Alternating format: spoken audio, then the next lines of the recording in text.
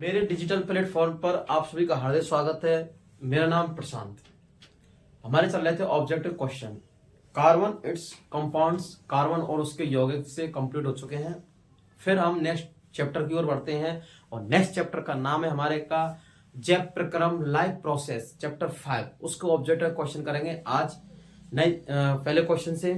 तो fifth chapter और chapter का नाम है लाइफ प्रोसेस। ठीक है, चैप्टर है 5 लाइफ प्रोसेस चैप्टर 5। जो क्वेश्चन आंसर करेंगे तो हम बढ़ते हैं क्वेश्चन 1 की ओर। ऑब्जेक्ट क्वेश्चनों का सिलसिला चल रहा है हमारा और बच्चों की 10th क्लास की एग्जाम भी आने वाली हैं। आने वाली है नहीं, आ चुकी हैं। मार्च का महीना है, उनकी एग्जाम चालू होने वाली हैं कुछ समय बाद। ठीक है, तो इस वीडियो को अधिक से अधिक शेयर करें जिससे बच्चों को इसका लाभ मिल सके, लाभ उठा सकें। हाँ, तो क्वेश्चन फर्स्ट है हमारा।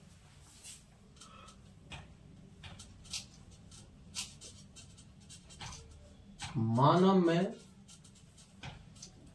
फुफ्फुस, क्या फुफ्फुस फेफड़े जो लंग्स होते हैं किस तंत्र का भाग है?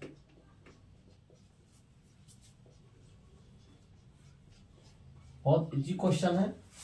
मानव में फुफ्फुस मतलब फेफड़े किस तंत्र का भाग है? तो ऑप्शन देखते हैं।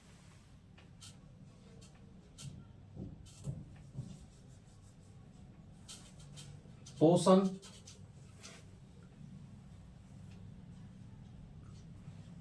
बी ऑप्शन पे हमारा श्वसन और सी ऑप्शन पे हमारा उत्सर्जन, श्वसन तंत्र, उत्सर्जन तंत्र और डी ऑप्शन हमारा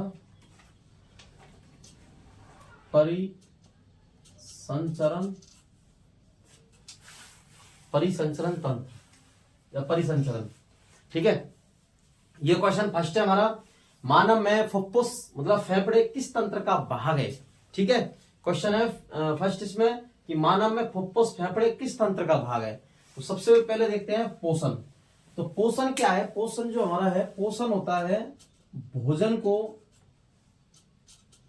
भोजन का अंतःग्रहण, भोजन का अंतःग्रहण या अंतःग्रहण पोषण कहलाता है। क्या कहलाता है? भोजन का अंतःग्रहण क्या कहलाता है? पोषण। क्या है? भोजन का अंतःग्रहण क्या कहलाता है? पोषण। ठीक है, श्वसन तंत्र क्या है? श्वसन तंत्र। श्वसन तंत्र की बात करें तो श्वसन तंत्र में हमारा क्या होता है? श्वसन को लेना, ग्रहण करना और छोड़ना की प्रक्रिया क्या कहलाती है? श्वसन कहलाती है। और जो तंत्र काम में आता है श्वसन तंत्र कहलाता है। क्या कहलाता है? श्वसन तंत्र। जो श्वसन मतलब ऑक्सीजन को लेना मतलब ग्रहण करना, CO2 को छोड़ना। ठीक है, इस प्रक्रिया। और दूसरा शब्दों में देखे जाए श्वसन की अगर परिभाषा देखें तो श्वसन क्या होता है? कोशिका में उपस्थित ऑक्सीजन, कोशिका में उपस्थित ऑक्सीजन जो हमारे खाद्य पदार्थ होता है, खाद्य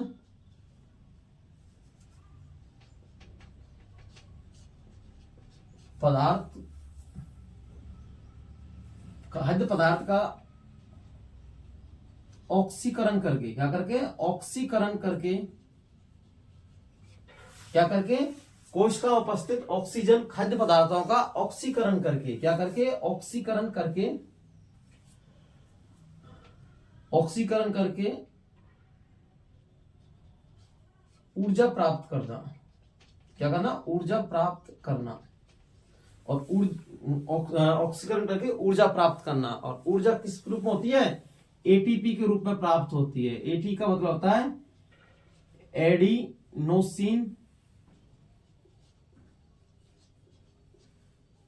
एडिनोसिन ट्राइफॉस्फेट। एटीपी की फुल फॉर्म अगर आती है एग्जाम में तो एडिनो ट्राइफॉस्फेट। क्या है? एडिनो ट्राइफॉस्फेट, एटीपी की full form adenosine triphosphate, ATP क्या है? फुल फॉर्म है। तो एटीपी के रूप में ऊर्जा प्राप्त होती है। क्या होती है? एटीपी के रूप में। तो अगर इसका समीकरण की बात करें C6H12O6 प्लस 6O2 बराबर 6CO2 प्लस 6H2O प्लस ऊर्जा प्राप्त होती है। और ये ऊर्जा किसके रूप में होती है? एटीपी के रूप में प्राप्त होती है। किसके प्राप्त होती है? एटीपी के रूप में। तो श्वसन की बात करें तो श्वसन में O2 को ग्रहण करना, CO2 को छोड़ने की प्रक्रिया श्वसन कहलाती है। और जो तंत्र काम आता है उसे कहते हैं हम श्वसन तंत्र। और इसमें हमारा जो लंग्स होता है या फेफड़े होते हैं, क्या होते हैं? फेफड़े लंग्स। ये एक उधर गोवा में दायां फेफड़ा बायां फेफड़ा होते हैं। और इसमें स्पंजी ऊतक होता है 300 मिलियन 330 मिलियन, कितनी? 30 मिलियन वायु कूपिका होती है इनके अंदर। वायु कूपिकाएं होती हैं। कितनी मिलियन? 300 मतलब 300 मिलियन वायु कूपिका होती है इनके अंदर। किनके अंदर? लंग्स के अंदर। ठीक है, तो 300 मिलियन वायु कूपिकाएं होती हैं इन लंग्सों के अंदर। और इसी प्रकार ये कूपिका होती हैं, इनके वायु में 300 मिलियन वायु कूपिका होती हैं। और इस तंत्र का उसे कहते हैं श्वसन तंत्र। तो जो फेफड़े, तो लंग्स की बात चल रही है, यही हमें क्वेश्चन पूछा है श्वसन तंत्र का माना में श्वसन या फेफड़े किस तंत्र का भाग है? तो अगर ऑप्शन है हमारा ये वाला बी। ठीक है, अगर उत्सर्जन की बात करें, उत्सर्जन तंत्र की, उत्सर्जन तंत्र की अगर बात करें, वैसे हमारा कोई आंसर तो बी सही है, लेकिन अगर उत्सर्जन तंत्र की बात करें, किसकी? उत्सर्जन तंत्र की, इसकी बात करें हमारा, तो हमारे शरीर में बनने वाले हानिकारक पदार्थ जैसे यूरिया, अमोनिया और यूरिक एसिड, कैसे? यूरिक अम्ल मतलब यूरिक एसिड और CO2 कैसे हमारे शरीर में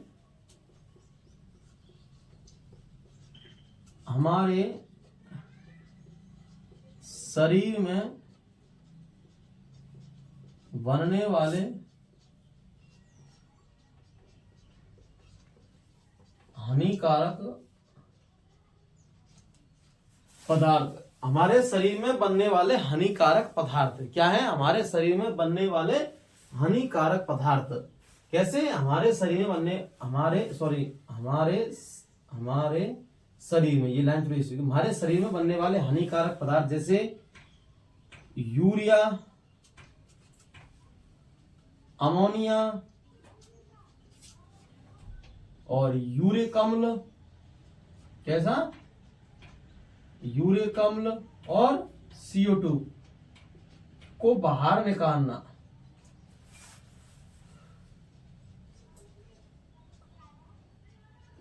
जो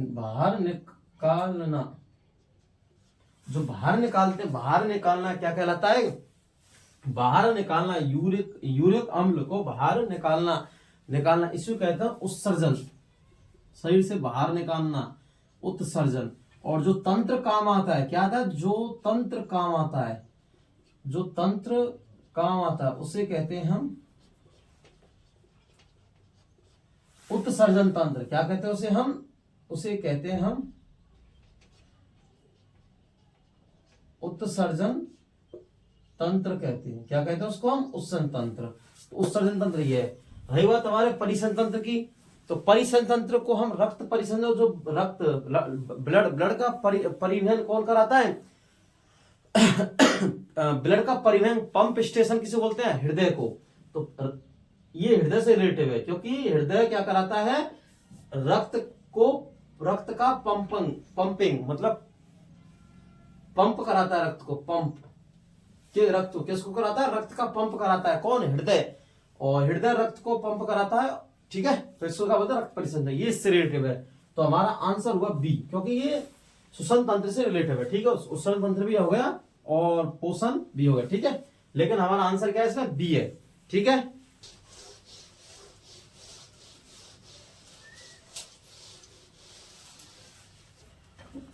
क्वेश्चन नेक्स्ट की ओर आगे बढ़ते हैं। क्वेश्चन सेकंड, मानव में एक हृदय है मानव में एक हृदय जो एक तंत्र से संबंधित है। मानव में एक हृदय जो एक तंत्र से संबंधित है। ऑप्शन ए पोषण,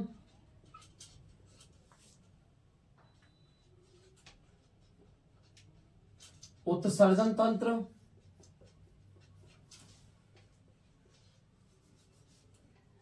सी ऑप्शन है हमारा श्वसन तंत्र,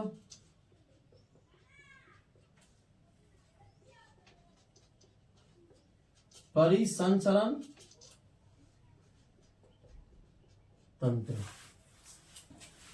मानव में एक हृदय है जो तंत्र से संबंधित है। क्या है? एक तंत्र से संबंधित है। अब मानव का जो हृदय होता है, मानव के हृदय की बात करें, क्या करें? सबसे पहले मानव का हृदय, मानव का हृदय 4 कोष्ठ की रहता है। कैसे 4 कोष्ठ किया? या मानव का, अगर मानव की क्या करें, हृदय की बात करें, तो मानव का हृदय 4 कोष्ठ की होता है।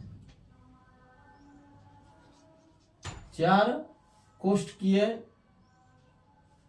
होता है। इसमें रहते हैं 2 आलिंद व 2 निलय।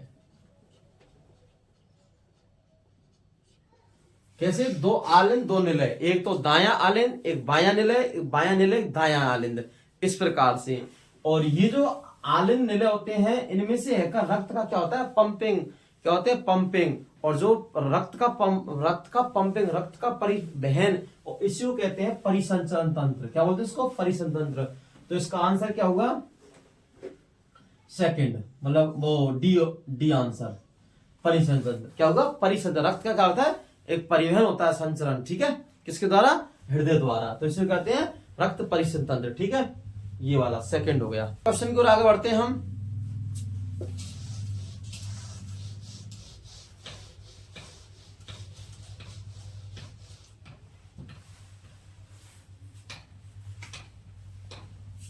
क्वेश्चन थर्ड, पादप में फ्लोएम उत्तरदायी होता है।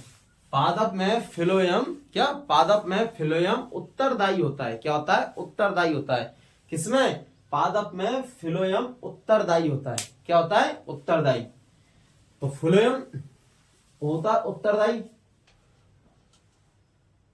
तो भोजन के परिवहन में,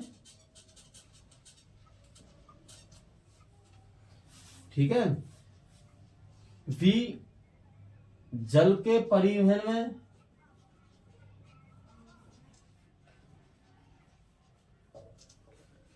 जल के परिवहन में, भोजन के परिवहन में, जल के परिवहन में। ठीक है, सी आंसर होगा हमारा ऑक्सीजन के परिवहन में, ऑक्सीजन के परिवहन में। और डी होगा हमारा CO2 के परिवहन में, CO2 के परिवहन में। सबसे पहले हमारा जो क्वेश्चन है, पादप में फ्लोएम उत्तरदायी होता है। मतलब पादप में जो फ्लोएम ऊतक होता है, क्या होता है? फ्लोएम, मतलब फ्लोएम ऊतक होता है, तो उत्तरदायी है। सबसे पहले अगर जैसे हम एक डायग्राम बनाते हैं, कच्चा डायग्राम थोड़ा पादप का, ये, ठीक है, तो ये इसकी जड़ें हैं, रूट्स हैं। क्या है? रूट्स, जड़ है। ये इसका स्टेम है, तना। क्या? तना। तने में बेसिकली 2 ऊतक पाए जाते हैं। एक ऊतक का तो नाम है जाइलम, दूसरे का ऊतक का नाम है फिलोयम। ये क्या है, दो ऊतक हैं टिश्यू, एक तो जाइलम ऊतक और एक फिलोयम ऊतक। कौन सा ऊतक है, एक तो जाइलम ऊतक और एक फिलोयम ऊतक। तो हमारे जो तना होता है स्टेम, इसमें बेसिकली दो ऊतक पाए जाते हैं, एक तो जाइलम ऊतक और फिलोयम ऊतक। तने में क्या होता है, ये जड़ें रूट्स हैं, रूट्स से पानी खनिज लवण का अवशोषण होके और पत्तियों तक, तने तक, सभी भागों तक पहुंचा दिए जाते हैं। और पत्ती में जो भोजन बनता है वह पत्ती के सभी भागों से, शाखाएं, टहनियां, डाली, स्टेम सारे होकर जड़ों तक पहुंचता है भोजन। ठीक है, अब अगर इनकी बात करें तो देखो इनके नाम से स्पष्ट है, जाइलम। जाइलम का मतलब है जल का परिवहन। किसका, जाइलम का मतलब होता है जल का परिवहन। जैसे अगर कौन सा ऊतक है, जाइलम ऊतक। जाइलम ऊतक का नाम से स्पष्ट है जल, तो जल का परिवहन। किसका, जल का परिवहन होता है जाइलम ऊतक। तो जल का परिवहन करता है, क्या करता है, परिवहन। परिवहन का मतलब होता है वहन करना, ले जाना एक स्थान से दूसरे स्थान पर। जैसे हमें परिवहन में जैसे वहन, वहन, ठीक है, परिवहन, परिवहन मतलब एक स्थान से दूसरे स्थान पर ले जाना, ठीक है, इस तरह से करना। तो कौन करता है, जल का परिवहन कौन सा ऊतक करता है, जाइलम ऊतक। दूसरे ऊतक की बात करें, फिलोयम ऊतक की। कौन सा ऊतक, फिलोयम ऊतक। फिलोयम ऊतक भोजन, फिलोयम मतलब फूड, और फूड मतलब भोजन का परिवहन करता है। क्या करता है, भोजन का परिवहन करता है। क्या करता है, भोजन का परिवहन करता है, उस ऊतक कहते हैं फिलोयम ऊतक। क्या कहते हैं उसको, फिलोयम ऊतक। ठीक है, अब नाम से स्पष्ट होगा, जल का परिवहन करने वाले ऊतक को जाइलम ऊतक कहते हैं। फिलोयम मतलब भोजन का परिवहन करने वाला, किसका ऊतक, भोजन का परिवहन करने वाले ऊतक को क्या कहते हैं हम, फिलोयम ऊतक। और जो अब हमारे क्वेश्चन की बात करें तो पौधों में फिलोयम ऊतक होता है। क्या होता है, फिलोयम ऊतक उत्तरदायी होता है। तो फिलोयम ऊतक हमारे नाम से फिलोयम मतलब भोजन का परिवहन, और ये हमारा ए ऑप्शन मिल रहा है। ना तो ऑक्सीजन का परिवहन, ना इसका किसका करता है ये, तो आंसर होगा हमारा ए, किसका कर रहा है, भोजन का परिवहन। ठीक है, क्या कर रहा है, भोजन का परिवहन। और अगर जाइलम ऊतक की बात करें तो जाइलम ऊतक करता है जल का परिवहन। किसका करता है, जल का परिवहन। तो हमारा क्वेश्चन था कि पादप में फिलोयम उत्तरदायी होता है, किसके लिए, भोजन के परिवहन के लिए। ठीक है, ठीक है, नेक्स्ट क्वेश्चन की ओर बढ़ते हैं आगे। क्वेश्चन 4, मनुष्य में एक आमाशय है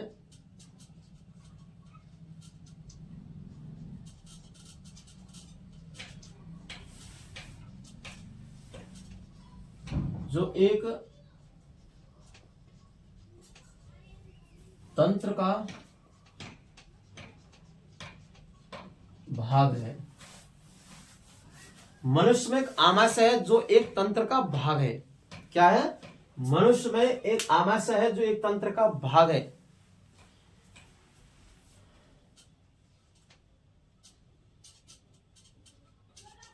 श्वसन तंत्र,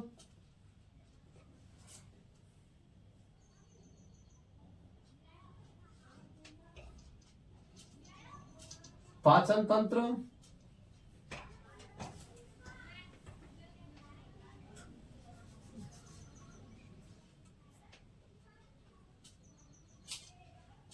उत्सर्जन तंत्र,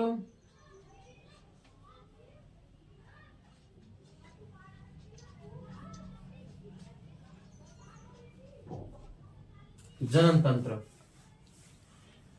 क्या है, मनुष्य में एक आमाशय है जो एक तंत्र का भाग है। श्वसन तंत्र, पाचन तंत्र, उत्सर्जन तंत्र और जनन तंत्र। श्वसन तंत्र, पाचन तंत्र, उत्सर्जन तंत्र और जनन तंत्र। मनुष्य में एक आमाशय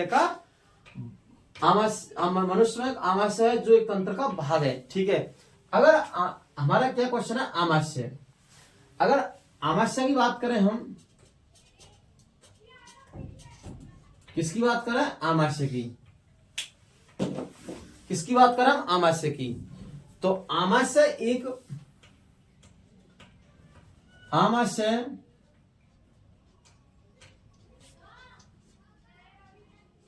एक जे आकार की संरचना होती है। आमाशय एक जे आकार की क्या होती है? संरचना जे आकार की। ठीक है, कैसे होती है? जे आकार की संरचना। इसमें जठर रस पाया जाता है। क्या है? जठर रस, जिसका नाम है HCl। HCl का हाइड्रो क्लोरिक एसिड। ठीक है, हाइड्रोक्लोरिक एसिड, ये HCl अम्ल का नाम है, हाइड्रोक्लोरिक एसिड। ये जठर रस पाया जाता है किसमें? आमाशय में। और आमाशय में भोजन को क्या, आमाशय में देखा, भोजन के बड़े बड़े टुकड़ों को बड़े बड़े टुकड़ों को छोटे छोटे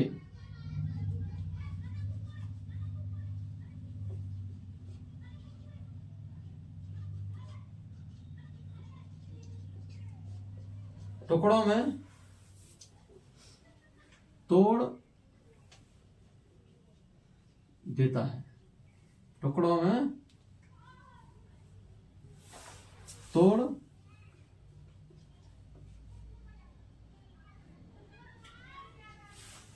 आमाशय एक जे आकार की संरचना होती है। क्या होती है? जे आकार की संरचना होती है। जठर रस HCl हाइड्रोक्लोरिक अम्ल, इसमें क्या बनता है? जठर रस। जठर रस क्या है? जठर रस HCl हाइड्रोक्लोरिक अम्ल होता है इसमें, जठर रस के रूप में। किसके रूप में? जठर रस के रूप में HCl हाइड्रोक्लोरिक एसिड होता है। भोजन के बड़े बड़े टुकड़ों को छोटे छोटे टुकड़ों में तोड़ देता है। क्या? भोजन के बड़े बड़े टुकड़ों को छोटे छोटे टुकड़ों में तोड़ देता है। क्या करता है? भोजन के बड़े बड़े टुकड़ों को छोटे छोटे टुकड़ों में तोड़ देता है। कौन? HCl हाइड्रोक्लोरिक अम्ल। ठीक है, अगर इसकी बात करें इसमें, तो इसमें जो एक तो पाई जाती है श्लेष्मा, श्लेष्मा की लेयर। क्या पाई जाती है? श्लेष्मा। श्लेष्मा एक रक्षात्मक आवरण होता है। इसमें क्या होता है? श्लेष्मा एक रक्षात्मक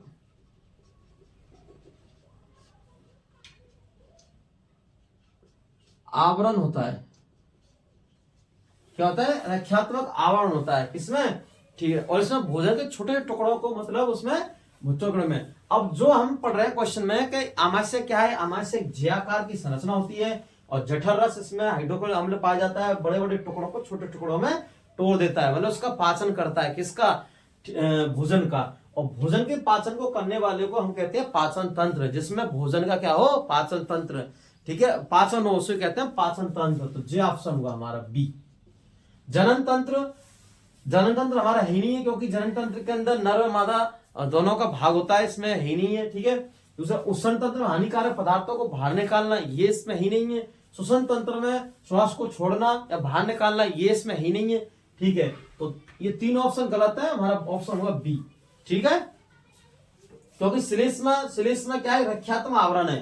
देखो, कभी कभी क्वेश्चन आता है दिमाग में कि हमारा जो जठर रस है, जठर रस है, ये जो हाइड्रोक्लोरिक अम्ल है, एसिड है, ये क्या करता है? हमारे आमाशय को क्षतिग्रस्त क्यों नहीं करता है? क्यों नहीं करता है? क्योंकि जो जठर रस है, ये आमाशय को क्षतिग्रस्त इसलिए नहीं करता है क्योंकि हमारे आमाशय की चारों ओर मतलब दीवार के चारों ओर श्लेष्मा का आवरण रहता है। श्लेष्मा क्या करते हैं? उसको रक्षात्मक आवरण प्रदान कराते, इसलिए वह नहीं करता है। क्या नहीं करता है? इसको नष्ट नहीं कर पाता है। ठीक है, नेक्स्ट क्वेश्चन की ओर आगे बढ़ते हैं हम।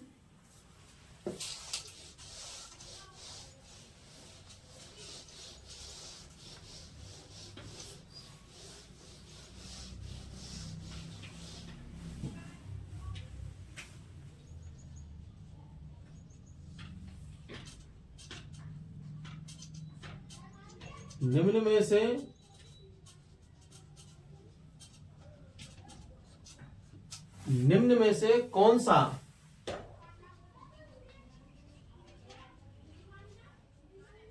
पर पोषण का प्रकार नहीं है? निम्न में से कौन सा परपोषण का प्रकार नहीं है? ठीक है,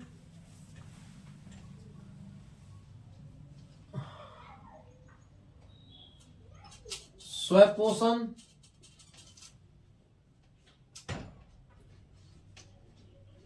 मृतजीवी, और सी ऑप्शन पे परजीवी, और डी पे प्राणी समभोजी। निम्न में से कौन सा परपोषण का प्रकार नहीं है, ये हमारा क्वेश्चन है। अगर बात करते हैं परपोषण की अगर हम बात करते हैं तो परपोषण का मतलब होता है पराया। पर मतलब दूसरे, तो जो दूसरे से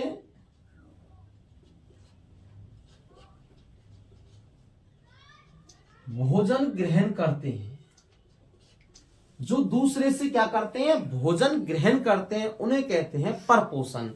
मतलब दूसरे पर आधारित, दूसरी भाषा में देखा है, दूसरे पर आधारित,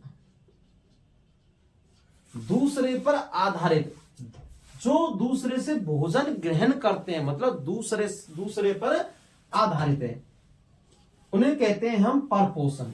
जो पोषण ऐसे जो दूसरे पे क्या हो, आधारित, किसके लिए, पोषण के लिए। देखो, और अगर इसकी बात करें स्वपोषण की, तो स्वपोषण होता है जो स्वयं भोजन का निर्माण करते हैं। क्या करते हैं, स्वयं भोजन का निर्माण करते हैं।